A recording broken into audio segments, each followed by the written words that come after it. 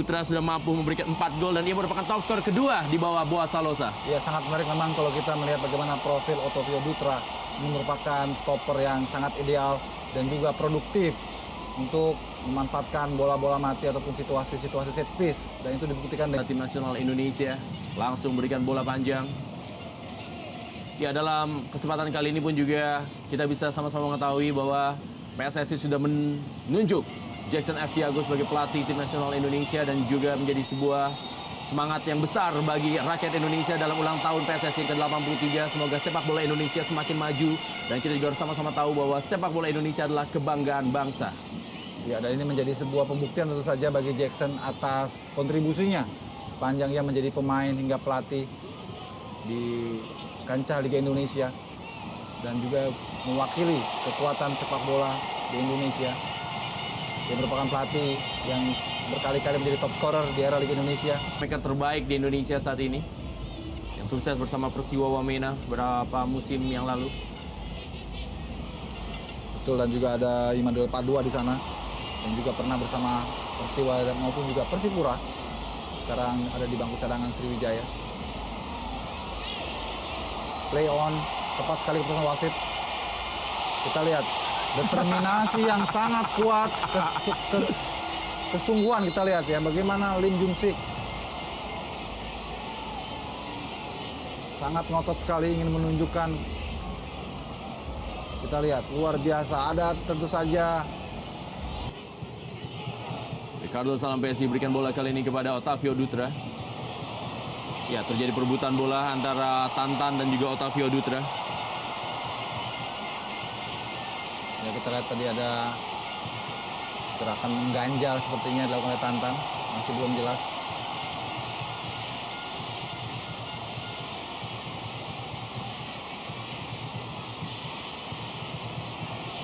Ya, kita juga bisa saksikan bagaimana kedewasaan dan juga kematangan Boaz Salosa Ya, saat ini. betul. Dipilih sebagai kapten tim, ketenangan dan juga jiwa pemimpinnya keluar. Berusaha menenangkan rekan-rekannya dan memang ada sebuah gerakan memasang kaki tadi dari Buru-buru Rendra. Persipura ingin cepat-cepat bola berada di muka gawang Sriwijaya sehingga passingnya, kemudian juga penetrasi pemainnya jadi tidak efektif. kembali sebuah umpan kali ini menuju kepada pergerakan Tantan. Masih ada Otavio Dutra, M. Fahrudin. Lagi-lagi laga laki yang tidak pernah memilih lawan. Duel dari dua pemain, Gerald Pangkali dan juga M. Fahrudin, sama-sama masih tergeletak di lapangan. Ya, saya kira keputusan wasit tepat Rendra, karena justru yang melompat dan juga yang berada di posisi di bawah adalah Fahrudin. Terlalu tinggi lompatan tadi. Kita lihat Fahrudin, tentu kita lihat ada gerakan yang lebih agresif yang dilakukan oleh Gerald Pangkali.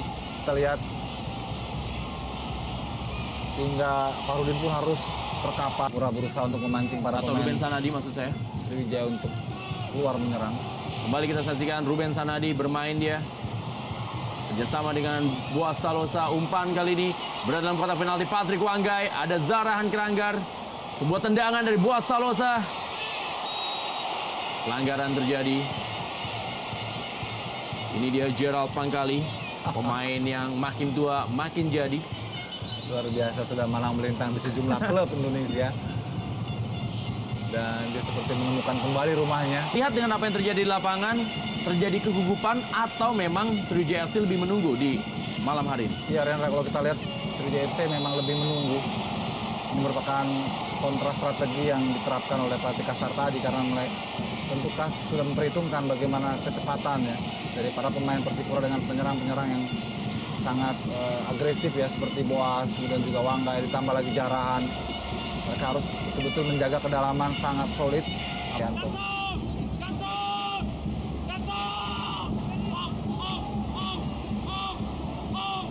Kita lihat tidak jauh-jauh antara Lim Jung Sik dan juga Jarahan.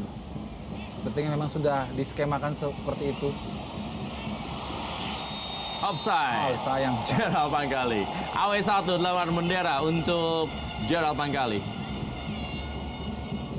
Kita bisa lihat bagaimana Persipura Jayapura mengambil inisiatif melakukan tekanan. Ya, tipis sekali memang. Tipis sekali, betul. Gerald Pangkali pressure kepada Bio Paulin.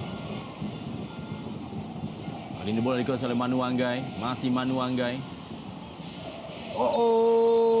Pelanggaran dari Hilton Moreira untuk Manu Wanggai. Kita lihat, ya, sebuah pelanggaran yang pantas diganjar kartu kuning Rendra karena ada kesengajaan dari Hilton. Saya kira ini juga bentuk ataupun cermin salah satu frustrasi dari Hilton yang sangat minim mendapatkan suplai. Ya, kartu kuning diterima oleh Hilton Moreira dan ini merupakan kartu kuning pertama di laga laki malam hari ini, dan ini juga kita saksikan menjadi sebuah hal yang sangat berbahaya bagi Hilton Moreira karena pertandingan baru berlangsung 20.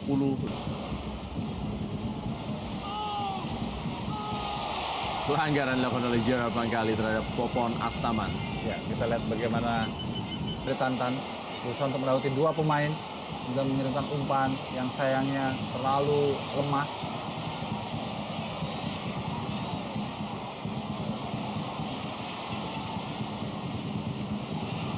M. Farudin kali ini. Kembali M. Farudin. Berikan kepada Abdul Rahman. Bermain dengan Ponario Astaman. Dorong bola kali ini. Pelanggaran jelas terlihat dari Bio Paulin yang melakukan sebuah gerakan terhadap Tantan. Iya, sulit memang kalau Tantan harus duel 1 lawan 1 dengan Bio.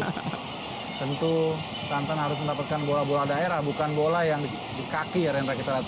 Maka dia akan langsung berhadapan dengan 3 raksasa yang sudah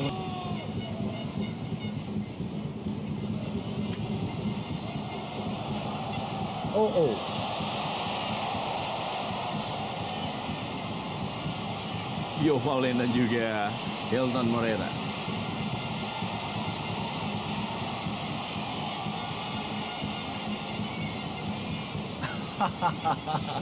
Bola bagi Persipura Jayapura. Kedua tim masih sama-sama kuat di daerah pertahanan, belum ada satupun juga gol yang tercipta. Manu Wanggai berikan bola kali ini kepada Zarahan Keranggar.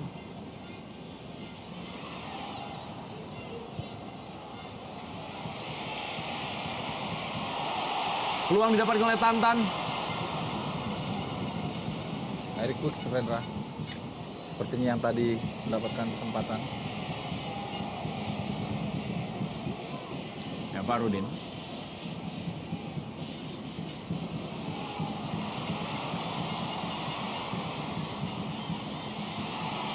Pelanggaran. Hilton Moreira.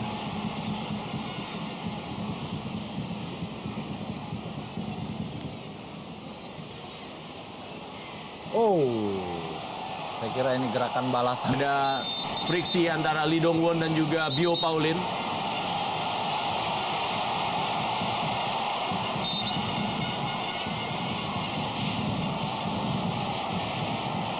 Ya, harus lebih bisa menahan emosi Lee Dong Won dan juga Bio Paulin. Ya, harus tetap kepala dingin saya kira.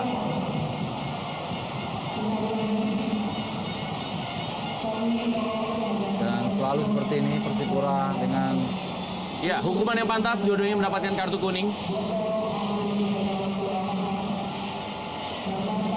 Saya rasa adalah hukuman yang pantas. ya, Ya, tarik-menarik, Iya, dorong-mendorong antara dua pemain ini. Dimulai oleh Lido, berikan sebuah tekanan yang lebih berbahaya seperti apa yang dilakukan di babak pertama tadi untuk gawang Rifki Mokodompit. Fandi Motar tampaknya juga cukup sukses memberikan pengawalan kepada Boa Salosa. Dan itu yang membuat Fandi Motar tidak terlihat membantu penyerangan karena ia lebih terfokus untuk memberikan pertahanan atau juga penjagaan kepada Boa Salosa. betul, saya kira keputusan yang tepat dari Kasar tadi untuk mendisiplinkan para pemain belakangnya. Ya, duel antara dua pemain Brazil, Otavio Dutra dan juga Hilton Moreira.